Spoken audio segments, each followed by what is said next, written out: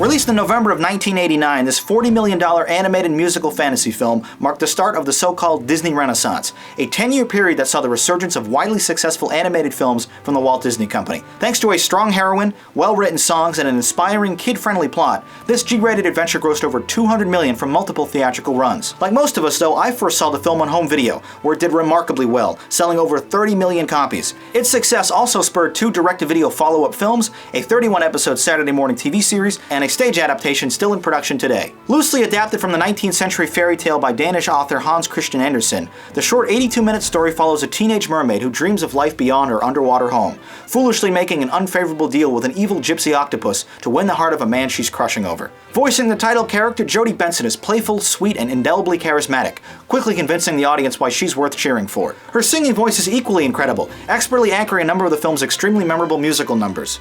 What would I give to live where you are? What would I pay to stay here beside you? What would I do to see you smiling at me? Where would we walk? Where would we run?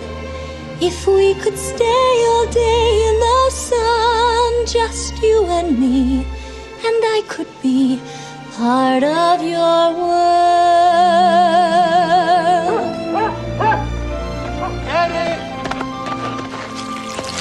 Eddie!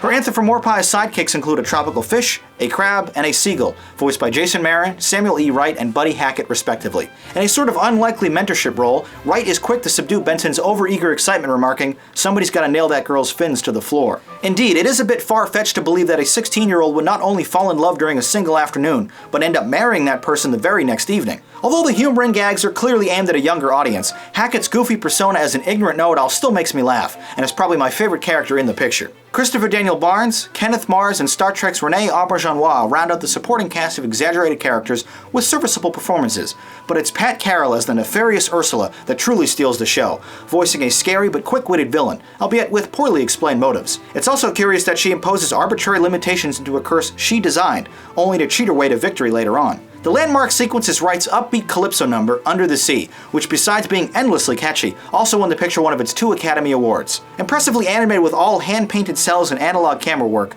the direction by Ron Clements literally paints a beautiful and imaginative portrait of an underwater kingdom, brimming with life, colors, and personality. Similarly, Alan Menken's score that weaves everything together is particularly outstanding and a pleasure to listen to. Although the quickly paced story is a bit trite and many developments feel rushed and unrealistic, it's a simple and important allegory that teaches children to strive for their goals without compromising who they are. The film is hard to separate from nostalgia, but even 25 years later it still holds up incredibly well. A marvelous experience that has stayed with me all my life. It's also worth rewatching every few years. The Little Mermaid, magical journey with amazing music. Now let's see what you had to say in the YouTube comments.